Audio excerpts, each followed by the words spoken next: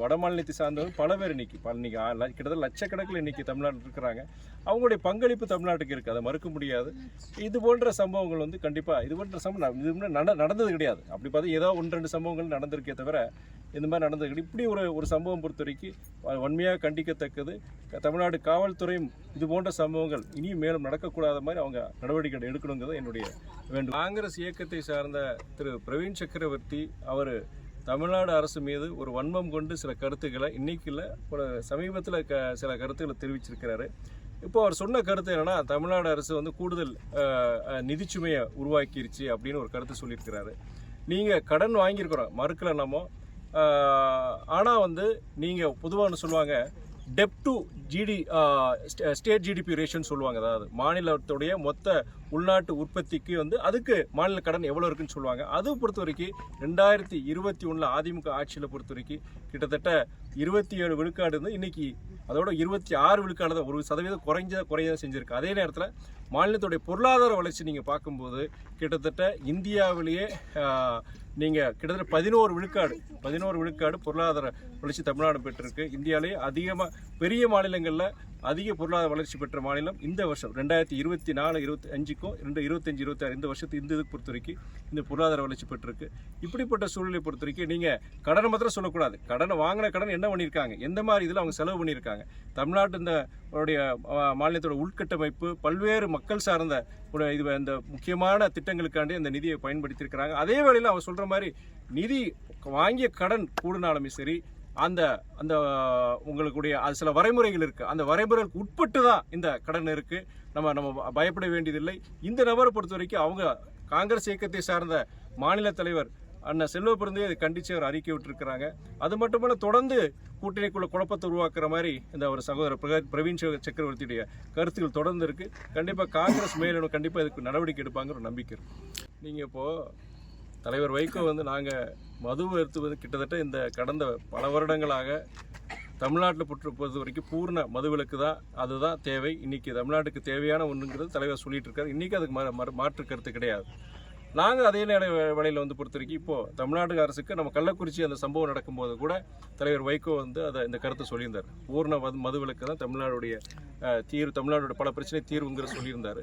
இப்போயே நாங்கள் அதில் மாற்று கருத்து கிடையாது. இப்போ இந்த நடைபயணம் பொறுத்த வரைக்கும் அந்த நடைபயனுடைய தலைப்பு என்னென்னா சமத்துவ நடைபயணம். சமத்துவ நடைபயணங்கிறது ஜாதி மத பேதங்களை கடந்து மக்கள் அனைவரும் ஒற்றுமையாக வாழ வேண்டும், முன்னேற வேண்டும்ங்கிற அந்த நோக்கத்தில் தான் இந்த நடைபயணம் வச்சிருக்கேன். அதில் வந்து என்ன சொல்லியிருக்கிறேன்னா, இந்த போதை பழக்கங்கிறது வந்து நீங்கள் சொல்கிற மாதிரி மற்ற போதைப் பொருட்களோட அதில் மதுவும் அடங்கும், அதில் மாற்று கருத்து கிடையாது. நாங்கள் தலைவர் பொறுத்த வரைக்கும் ஒரு வழிபோக்கன் போல் நீங்கள் ஜனங்ககிட்ட போய் ஒரு அவேர்னஸ் கிரியேட் பண்ணுறது. இன்றைக்கி மது வந்து பொறுத்த வரைக்கும் உங்கள் குடும்பத்தை வந்து எவ்வளோ தூரம் சீரழிக்கும், சமுதாயத்தை எவ்வளோ தூரம் சீரழிக்கும். மது பழக்கத்தை நம்ம விடுபடணுங்கிறது தனிப்பட்ட ஒரு அரசியல் கட்சி ஒரு தலைவராக வந்து ஜனங்ககிட்ட போய் அந்த மெசேஜ் கொண்டு போகிறார், ஒரு செய்தியை கொண்டு போகிறார். அதனால் வந்து அவர் போதைன்னு சொல்லும்போது அதில் மதுக்கு அப்பாற்பட்டெல்லாம் கிடையாது, மதுவும் அதில் சேர்ந்து தான் இருக்குது, மாற்று கருத்து கிடையாது. சார், தாவேகா தலைவர் விஜய்க்கு கூடுற கூட்டத்தை பார்த்து எதிர்கட்சிகள் ஏன் இப்படி பயப்படுறாங்க? அவங்களுக்கு ஏன் இந்த மாதிரி பயம் வருது? விமர்சனம் ஃபுல்லா கூட்டம் கூடுறதை பத்தி எதிர்கட்சிகள் விமர்சனம் வைக்கிறாங்க. அனைத்து எதிர்கட்சிகளும் ஒரு எதிர்கட்சியும் இல்லையா? திமுக தலைவரே விமர்சனம் வைக்கிறாரு. கண்டிப்பா ஒன்றும் பயம் எல்லாம் கிடையாது. யாருக்கு ஒரு ஜனநாயக நாட்டில் யார் வேணா தேர்தலில் போட்டி போடலாம். இறுதி எஜமான் யாரு? இங்க மாதிரி தாய்மார்களும் இங்க இருக்க ஜனங்க தான் வந்து முடிவெடுக்கணும். யார் எம்எல்ஏ, யார் முதலமைச்சர், அவங்க தான் முடிவெடுக்கணும். இதுல வந்து திராவிட முன்னேற்ற கழகங்கிறது கிட்டத்தட்ட எத்தனை வருஷம் அந்த கட்சி பேரறிஞர் அண்ணா தொடங்கிய கட்சி, முத்தமிழ் டாக்டர் கலைஞர் வழிநடத்திய அந்த இயக்கம் இன்னைக்கு முதலமைச்சர் இன்னைக்கு அந்த தமிழ்நாடு முதலமைச்சர் கிடையாது, அந்த கட்சியுடைய தலைவர். இது பல சவால்கள் கடந்த காலங்களில் அவங்க பார்த்துருக்காங்க, செஞ்சிருக்காங்க. அதனால இது பொறுத்த வரைக்கும் ஒரு ஜனநாயக நாட்டில் வந்து நான் என்ன பொறுத்த வரைக்கும் நீங்க கேட்டீங்கன்னா ஒரு ஹெல்த்தி காம்படிஷனை தான் பார்க்குறேன். சகோதரர் விஜய் வராரா, அவர் மக்கள்கிட்ட போறாரு. அப்போ மற்ற கட்சிகள் பொறுத்த வரைக்கும் அப்போ நம்மளும் சிறப்பாக செயல்படணும்.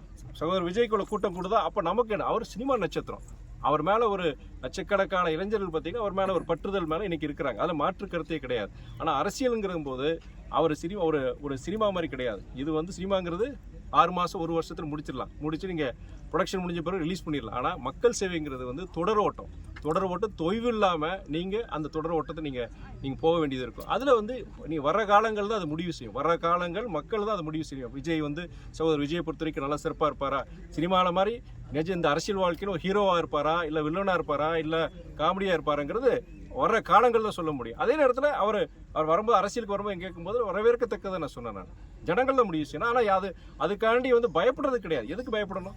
எதுக்கு எதிர்கட்சிகள் அதில் அப்படி பயங்கிறது கிடையாது. ஒரு சவால், புதிய ஒரு சவால். ஒரு இளைஞர் வந்திருக்கிறாரு. அப்போ அந்த சவாலை எப்படி இது பண்ணுங்கிறது கண்டிப்பாக திமுக போன்ற மிகப்பெரிய இயக்கங்கிறது பல்வேறு கடந்த காலங்களில் அவங்க நிறைய இது அவங்க பார்த்துருக்குறாங்க. அதனால் அது பயங்கிறது இருக்காதுன்னு என்னுடைய இது. நீங்கள் தவறாகிறது பயங்கிறது சொல்ல மாட்டாங்க. ஆனால் ஒரு சவாலாக பார்ப்பாங்க.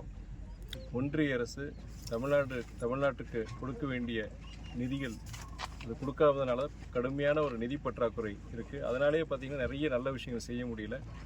இந்த ஒரு சூழ்நிலையை பொறுத்த வரைக்கும் தமிழக அரசாங்கம் பல்வேறு இப்படிப்பட்ட ஒரு நிதி பற்றாக்குறை நிலவுகின்ற இந்த சூழ்நிலையிலும் பல்வேறு மக்களுக்கான திட்டங்கள், அந்த திட்டங்களை நிறைவேற்றக்கூடிய அந்த நிதியை அவங்க ஒதுக்கி அதை செஞ்சிட்ருக்கிறாங்க.